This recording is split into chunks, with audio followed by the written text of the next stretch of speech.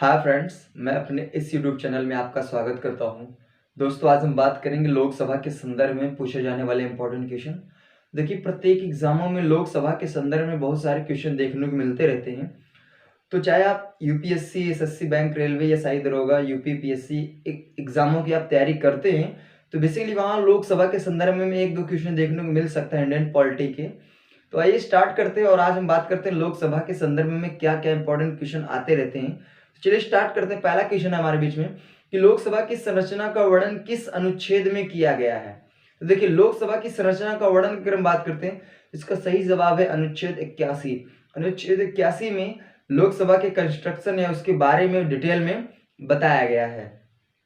Next question हमारे बीच में है कि लोकसभा कैसा सदन है। देखिए, लोकसभा सदन मतलब पूछ रहा है आपसे कि उच्च सदन है कि निम्न सदन है। देखिए, लोकसभा जो है ना, ये निम्न और प्रथम और निम्न सदन है। मतलब कह सकते हैं जो लोकसभा है ये प्रथम और निम्न सदन है। आपसे क्वेश्चन बन सकता है। और राज्यसभा की बात करेगा तो राज्यसभा उच्च सदन होता है। नेक्स्ट क्वेश्चन हमारे बीच में कि लोकसभा के सभापति कौन होते हैं। देखिए, लोकसभा में सभापति बनाया जाता है, वहां के जो भी सांसद होते हैं, जो सीनियर सांसद होते हैं, उन्हीं को लोकसभा अध्यक्ष बनाते हैं, वही लोकसभा के सभापति होते हैं। या फिर उनको एक नाम से और हम जानते हैं, प्रोटेम स्पीकर। तो चाहे आप प्रोटेम स्पीकर बोलिए, चाहे लोकसभा अध्यक्ष बोलिए, तो ये जो सांसद चुने जाते हैं उन्हीं में से एक सीनियर सांसद को बनाया जाता है लोकसभा अध्यक्ष, जो लोकसभा के सभापति होते हैं। नेक्स्ट क्वेश्चन हमारे बीच में है कि मूल संविधान में लोकसभा सदस्यों का वर्णन कितना किया गया था। तो देखिए, मूल संविधान की बात करते हैं तो 550 सदस्यों का वर्णन किया गया था, लेकिन बाद में 552 कर दिया गया, क्योंकि दो लोग मतलब दो आंग्ल भारतीयों की नियुक्ति राष्ट्रपति करते थे, इसलिए उनको बढ़ा के 2 कर दिए गए। यानी कह सकते 550 थे, जिसमें से 530 लोग राज्यों से बुलाए जाएंगे तथा और 20 लोग केंद्र शासित प्रदेशों से बुलाए जाएंगे। फिर बाद में 2 लोग राष्ट्रपति आंग्ल भारतीयों की नियुक्ति करेंगे, तो इसलिए वो बढ़ के 552 कर दी गई है। तो अभी अगर हम बात करते हैं मूल संविधान में, तो मूल संविधान में 550 था, लेकिन बाद में उसको 552 कर दिया गया था। नेक्स्ट क्वेश्चन हमारे बीच में है कि वर्तमान में लोकसभा में कितने सदस्य होते हैं। तो देखिए, मूल संविधान की बात करेंगे तो 552। अगर हम बात करते हैं वर्तमान की बात करेंगे तो वर्तमान में भी प्रेजेंट टाइम में लोकसभा में 545 सदस्य होते हैं, जिसमें से 530 सदस्य राज्यों से बुलाए जाते हैं, जबकि 13 सदस्य केंद्र शासित प्रदेशों से बुलाए जाते हैं और 2 सदस्य आंग्ल भारतीय होते हैं, जो राष्ट्रपति उनकी नियुक्ति करते हैं।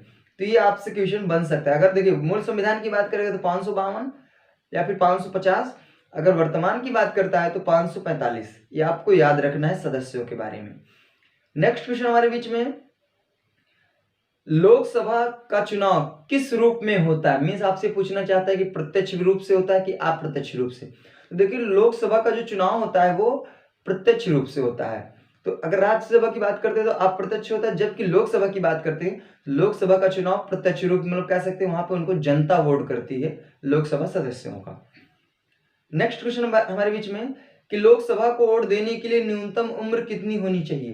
देखिए, लोकसभा का वोट देने के लिए हमारी न्यूनतम उम्र 18 वर्ष होनी चाहिए। अगर आप 18 वर्ष के हो चुके हैं तो आप लोकसभा का वोट कर सकते हैं, उनमें चुनाव में भाग ले सकते हैं।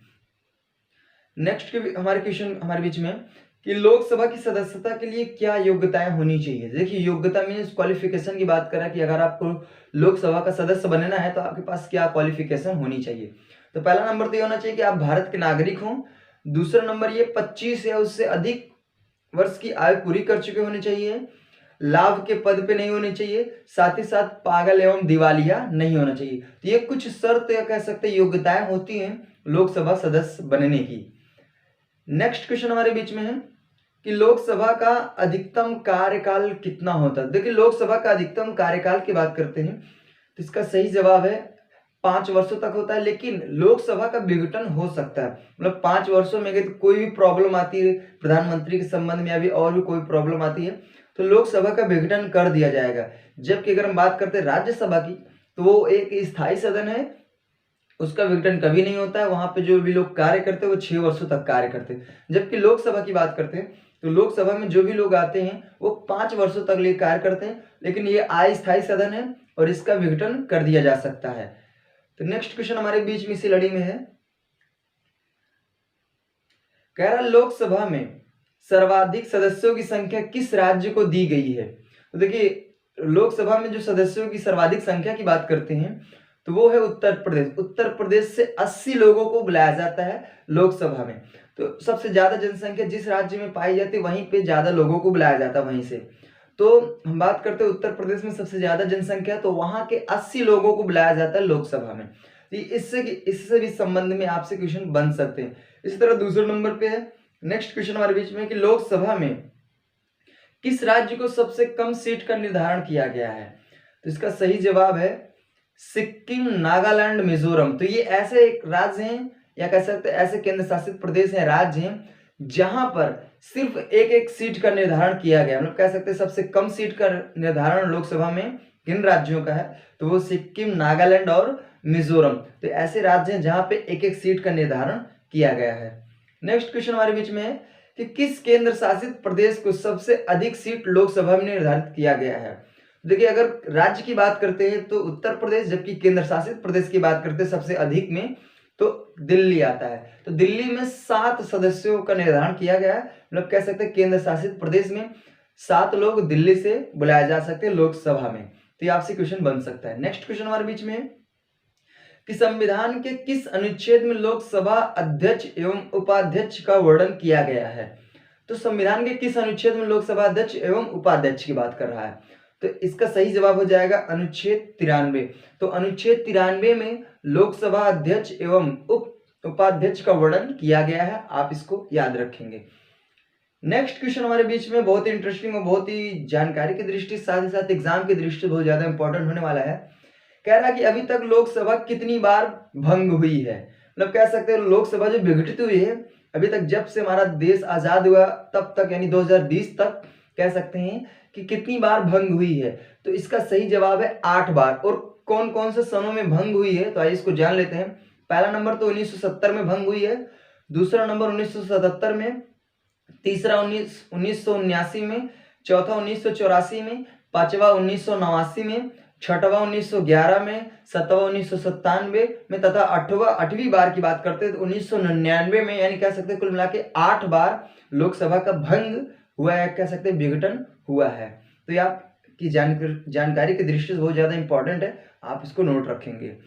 नेक्स्ट क्वेश्चन हमारे बीच में कि लोकसभा के प्रथम अध्यक्ष कौन थे। तो देखिए लोकसभा के प्रथम अध्यक्ष की बात करते हैं तो गणेश वासुदेव भावलंकर। गणेश वासुदेव भावलंकर जो हैं ये लोकसभा के प्रथम अध्यक्ष के रूप में थे। और अगर हम बात करते हैं इनके नेक्स्ट वीक क्वेश्चन में बात करते हैं इनका कार्यकाल कितना रहा। तो इसी बीच में हमारा नेक्स्ट क्वेश्चन है कि प्रथम लोकसभा अध्यक्ष का कार्यकाल कितना रहा, या फिर कह सकते हैं प्रथम लोकसभा का कार्यकाल कितना रहा। इसका सही जवाब है ये 17 अप्रैल 1952 से लेके 4 अप्रैल 1957 तक, यानी हम कह सकते हैं लगभग 4 वर्षों तक, सॉरी 4 नहीं 5 वर्षों तक लोकसभा का कार्यकाल प्रथम बार रहा है। तो कह सकते हैं सबसे अधिक कार्यकाल किसका रहा है।